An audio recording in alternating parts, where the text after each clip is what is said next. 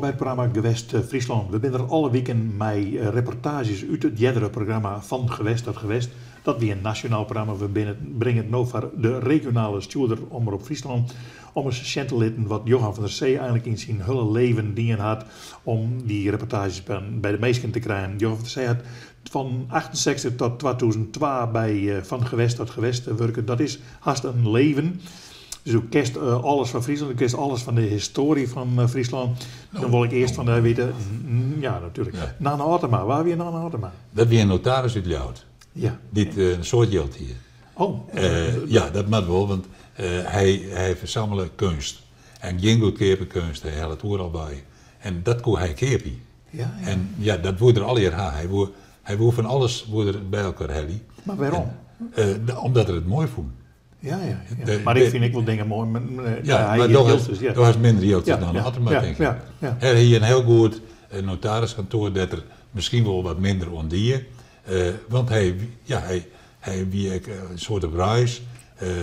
Had eigenlijk, als de Prinsessenhof in Ljout had, daar had een heel soort had hij bij elkaar gekocht. Okay, ja. Dus een grote samler. Ja, daar komen we aanst nog even op, wat Otema verder dingen had. We beginnen eerst naar de reportage over de verzamelaar. Hij komt uit 1999, deze reportage.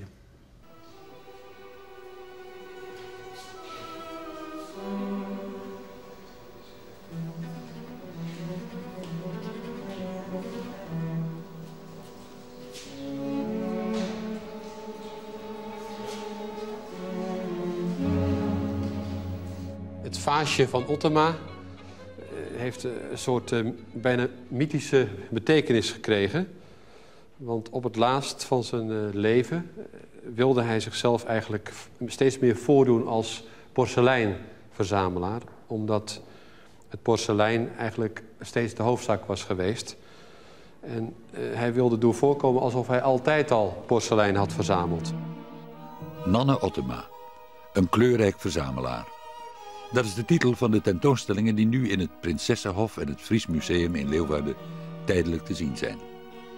Maar de Leeuwarden notaris, die in 1955 overleed, drukt ook zijn stempel op de vaste collecties van beide musea. Zeker in het Prinsessenhof. Zo is alles wat in deze zaal wordt tentoongesteld door Otema bijeengebracht.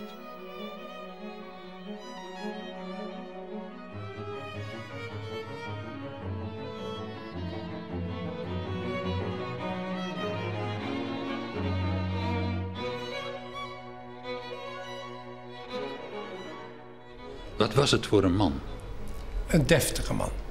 Een notaris in Leeuwarden die zich zijn stand bewust was, maar gedreven werd door hobby's. Waarvan ik de indruk heb dat hij daar meer tijd en aandacht voor had dan voor zijn kantoor. Dat is natuurlijk altijd onaardig te zeggen. Maar hij had voor alles mensen, ook op het kantoor. En verder een gedreven verzamelaar, een gedreven weldoener ook. Die niet naliet om zijn passie bij tijd en wijle kenbaar te maken. Aardig wil ik nog niet direct zeggen.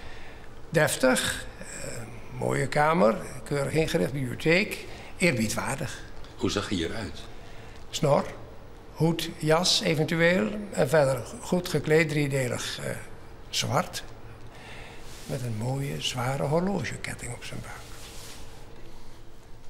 We hebben geen depots met opslag of kasten vol met dingen. We gebruiken het echt voor ons plezier en in het interieur. Ja, en we hechten ons er ook echt aan. Ja. Ik zou niet iets kunnen kopen wat ik even neer zou zetten en daarna in een doos zou stoppen. Een boekenkast, want dat is het dan. Allerlei informatie over de stukken die we dan hebben, proberen we ook te verzamelen. Het is een object, maar tegelijkertijd gewoon een bruikbaar object met lades. Allerlei gekke stukken daarin. En daar past de nieuwste aankoop ook in? Ja, dit is dan de nieuwste aankoop. Een zeldzame stoel van weer die Gaetano Pesce. En als we dan zo'n trofee weer binnen hebben gehaald, dan zijn we helemaal gelukkig.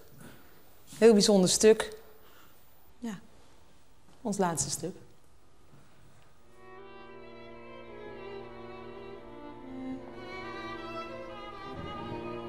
Is dit typisch Otema, dit hoe heet het, windwijzers. Ja, dit wijst op een heel erg essentieel aspect van Ottema. Want Ottema die, kon het niet nalaten om alles te verzamelen. Daar is dit natuurlijk een mooi voorbeeld van. Want de windwijzers is nou niet iets wat de doorsnee verzamelaar, of de echte verzamelaar eigenlijk verzamelt.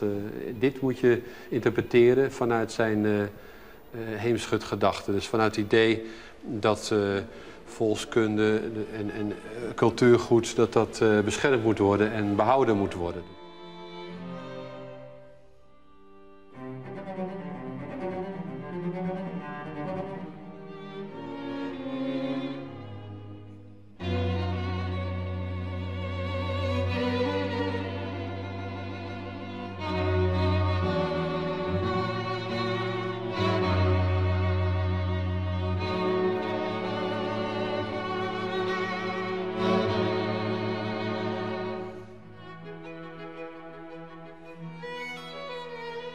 Dus altijd een soort invalshoek vanuit het verleden en een soort bedroefdheid over wat er niet meer is. En dat maakt ook dat er toch een soort waas van melancholie ook hangt rond, denk ik, rond zijn persoon. Maar je moet wel ontzettend rijk zijn om dit allemaal te realiseren, lijkt me. Hij was een enorm welgestelde figuur. Hij was een van de rijkste lieden, neem ik aan, in deze konterijen. En in Leeuwarden en omstreken. En hij had een van de grootste notariskantoren, zo niet het grootste. En hij had denk ik een enorm zakelijk inzicht. Ik denk dat zijn aandacht voor zilver ook te maken had met dat zilver natuurlijk in Friesland altijd verbonden is geweest met macht en aanzien. Dat het er eigenlijk bij hoorde om dat te verzamelen. Maar dat hij ook vanaf het begin, en dat zal zo rond de jaren 1914 gelegen hebben, alleen maar prachtige stukken kocht. Tot op de dag van vandaag krijg ik wel dingen binnen die Ottema in 27 gezien heeft en waarvan iemand in een testament bepaald heeft dat het toch maar hier naartoe moet. Kunt u een voorbeeld geven van een voorwerp dat door Ottema verkregen is? Nou, een heel mooi voorwerp is dit theeketeltje met komfoor. En hier staat het. Dat heeft hij gekocht aan het begin van de jaren 30 van een oude Friese adellijke dame die in het buitenland woonde en in de financiële problemen zat. En hij heeft het van haar gekocht voor 150 gulden. Deze kast is ook een ontwerp van Ettore Sotsas. Ook heel mooi van vorm. En daar hebben we dan een aantal objecten ingezet die wij ooit verzameld hebben of die we nog verzamelen. Waaronder een bakkelieten lamp uit de 40 jaren. Heel gek om te zien ook hoe dat, beetje die stroomlijnvorm. Zijn jullie rijk? Petra wel. Maar nee, ik denk het niet. Nee. Als we iets kopen, dan is het eigenlijk ook altijd zo dat we in de verzameling kijken wat hebben we of wat interesseert ons wat minder.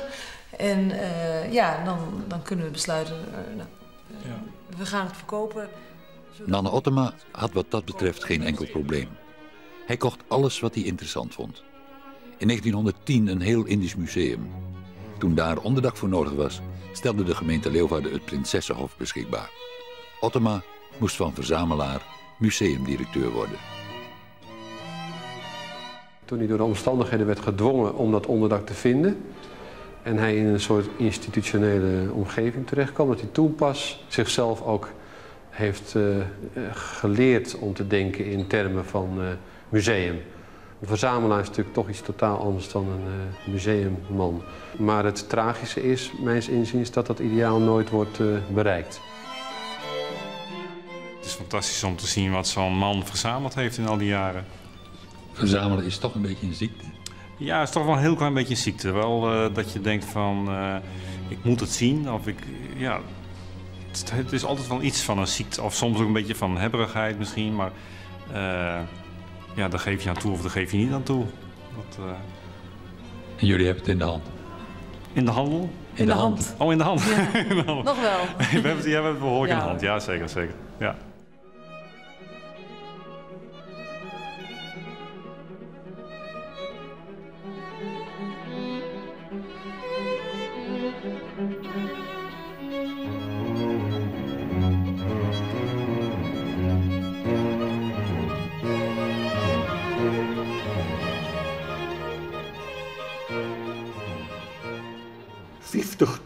Dingen, hier die man. Ja. Ongelooflijk. Ja. Ja, ik moet er even bij vertellen dat er binnen dus echt 2 orenmessen komen erin voor. Ja. En dat binnen Petra en Erik Hesberg doen nog fotografen uit Snits. Want ik zocht Joerdijske verzamelaars. Ja. En die koek haast net vinden. Nee. Er ben genoeg. Ja. Maar die willen net, omdat ze bang zijn dat hun spul stellen wordt. Okay. Dus er gaan een aantal mensen uit van, nou, dit doen we net. En zij wonen wel. Zij hebben een hele bijzondere verzameling, maar vol liederen als die van Ottema natuurlijk. Ja. Nou ja, en de meeste mensen verzamel ik net, want wat mij idee ging, wat gebeurde er dat met het spul in een stichting. Spul van Ottema, dat is in de Ottema Kingma Stichting is van alles bij elkaar. Oh, en kijk maar weer een oren. Ja, dat is mij net heel duidelijk hoe dat zit, maar het heet de Ottema Kingma Stichting. Ja. En die mensen hadden dus zorgen dat Friesland al een heel soort spul in de musea had. Ja, het Prinsessenhof werd Ottema echt nog geschoft de directeur van Westhout. Daar is een heel soort van hem. Ja. Maar het Fries Museum had ik een heel soort van hem. Ja, maar hij verzamelde dus kunst. Ja. Hij verzamelde net orendingen, maar nou, ik wil eens wat orendingen, maar vooral kunst. Ja. Nee, maar ik bedoel, daar ben ik mee niet pas heel verzamelen. Ja, nee, dat of het verzamelen, nee. Dit weer. Oké. Hij wie een woldwaner, weldoener, maar hij wie heel deftig. Ja, een deftige man. Beetje boven de de notarissen, die winnen natuurlijk over het algemeen deftige mensen. Ja, dat is weer. Goed. We doen even een ooronderwerp als het kort viest. Want je mocht je nijs brengen. Dus dan kom je op een gegeven moment in het voetballen te lanen bij de wedstrijd tussen Heerenveen en Ajax in de 3 jaar, zo de bekerfinale wijze. En daar maakt je dan ineens wol een reportage. Nou ja, wij mochten wel, nee, wij mochten in het begin geen nijs brengen. En dat weer het journaal, dat weer de baas bij de NTS. Ja. Dat mochten wij net doen. Later waren het volle rommer. Ja. En als er wat gebeurde in de provincie, nou dan kost het ervoor kiezen. Ja. En je gebeurde wat. Ja, je gebeurde wat. Wie een heel plak, maar alles eromheen. Ja. Maar dat weer natuurlijk net alleen het Heerenveen. Maar die woonden naar die wedstrijd daar. Ja. En dat woonden wij wel graag zien. Oké. Maar wat ik bedoel is dat de beelden daarvan die wien ik overal verder op alle orenzenders. Ja, natuurlijk. Ja. Maar wij konden het wel op uw manier doen. Dat is deze manier. Oh, nou die mag hij wel hebben, hè? Ja, zeker. Ja? Of hem? Nee, ik denk het wel. Ja. Dat het goed is. Wat betekent dit nou, meneer? De rapen ben ik hier. Nou, we zijn er klaar voor. Zo, nou? We zijn er klaar voor. Tja, deze is kleiner, hè? Ja, die is te klein, denk ik. Ja. Nee, die moet je hebben. Ja. Het lijkt mij heel mooi, zo'n shirt. Maar alle supporters komen met dit shirt. Ja, anders kom je er niet in. Dat is echt voorgeschreven kledij. Ja. En hij mag in een spijkerbroek gaan. Dat is vrij. Ik kom gisteren op de hand, hè? Nee, ik kom gisteren op de hand. Zie je, dit is de achterkant, hoor. Die moet er ook op, dat is heel belangrijk.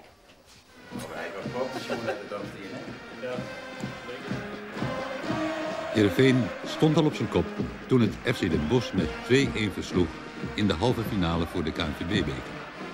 Die finale was dus bereikt. Voor een ploeg uit de eerste divisie een geweldige prestatie.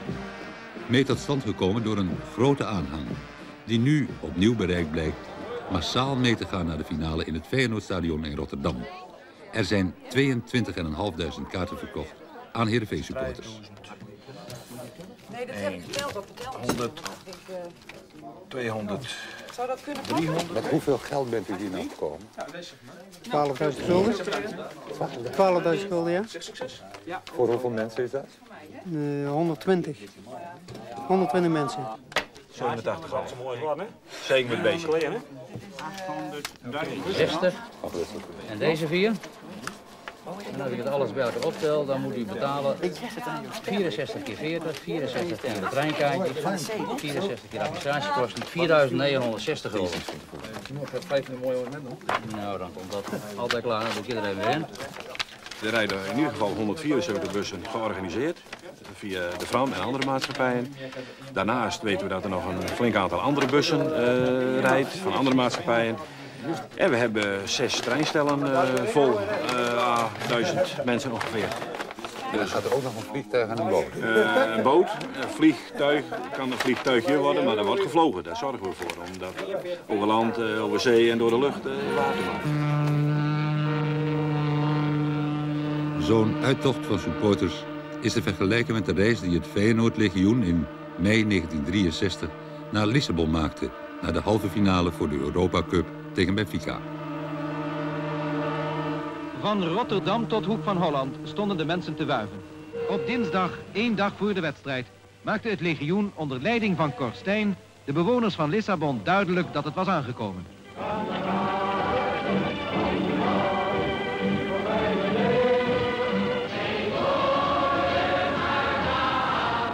Het was wat ik wel eens noem gezond nationalisme van Rotterdammers in meerderheid, maar toch ook veel Nederlanders uit andere plaatsen die meegingen.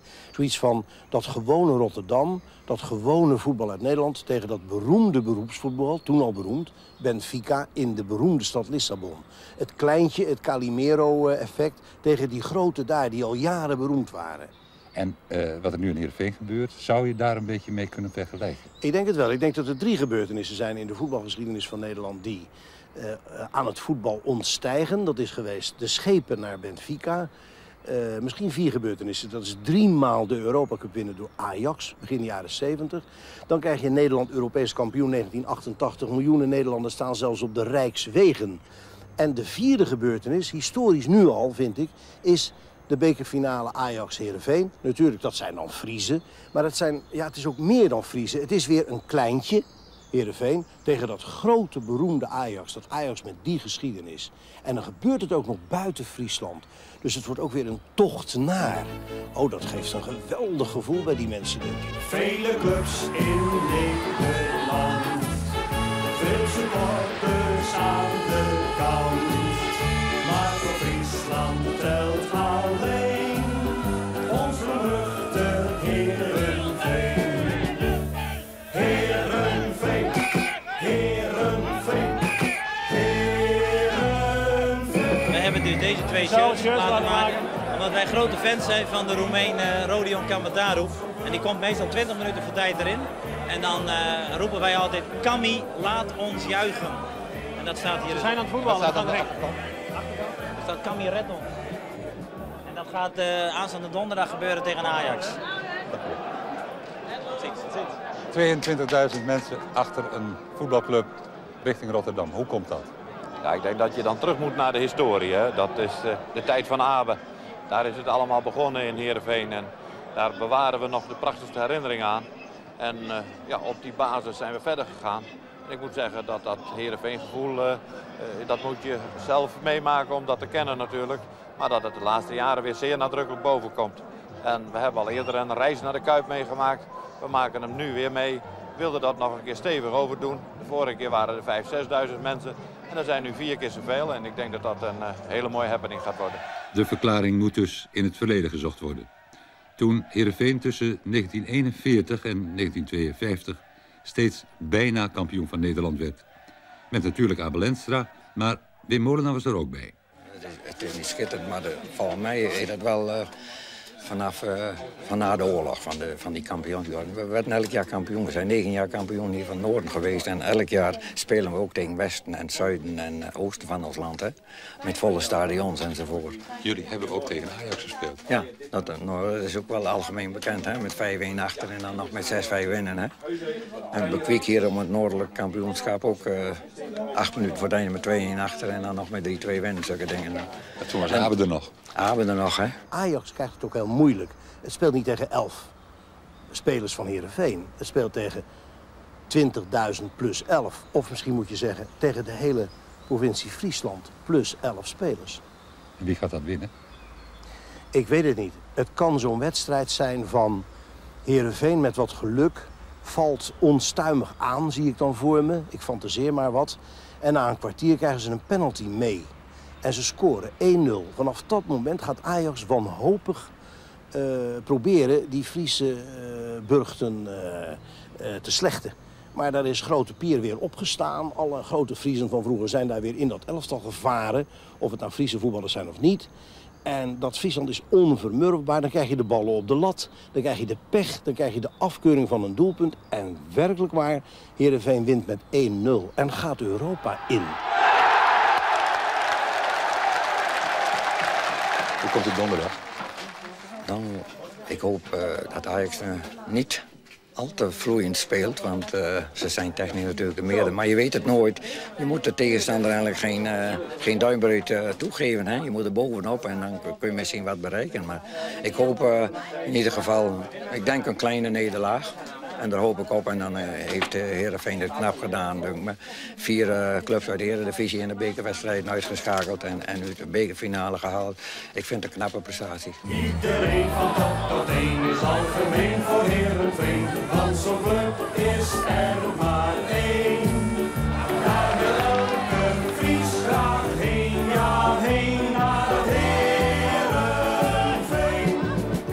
Ik hoop er ook zelf te zijn in het stadion. Ik had eerst bedacht, zal ik eens mij met zo'n helikopter boven het stadion naar beneden laten gaan. Naar zo'n touw met zo'n Fries vlaggetje het veld op gaan. Maar dat gaat misschien weer net iets te ver. Hè?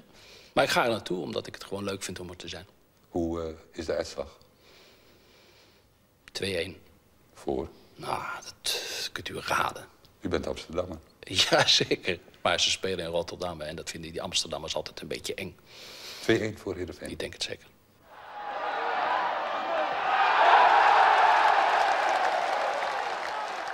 Nou, de rapen Bengeer, al je Jiltoe-tafel, Wiegel aan het kletsen, de ankers er weer bij zelfs. Koos Postema het vertellen. Maar wist toch nou goed de wedstrijd houden is? Ik weet dat ze dik verlenen en ik meen iets van 6 in. 6-2. Ah, nou, dan ben ik net zoveel mis. Kamataru maken die 2 goal. Ja. Nee, maar dus het hier oppeppen en dan dondert het in elkaar aan. Ja. Ik had een nation en denk ik, hoe ben ik op die bussen komen? Want die bussen hingen op het moment dat wij het uitstuurden, hingen die nog net rijden. Nee. Dus die ben van een oren reportage geweest. Ja, die weer van de wedstrijd naar Dordrecht. Daar moesten ze toen zien voetballen om in de eredivisie te komen. Daar is daar. En daar ben ze toen heen. Ja, klopt. Ja. Maar Heerenveen ging altijd op reis. Ja. Maar vliegen natuurlijk met boord, maar hoe dan ik, oerel reizen. Ja. 6-12 verlen en ze hadden letterpas volle letter hebben ze de beker een keer won. Ja, maar dat is nou zo letterwist. Ja. Goed. Dit weer het programma Gewest Friesland over reportages van gewest tot gewest. We zijn er tak aan week weer.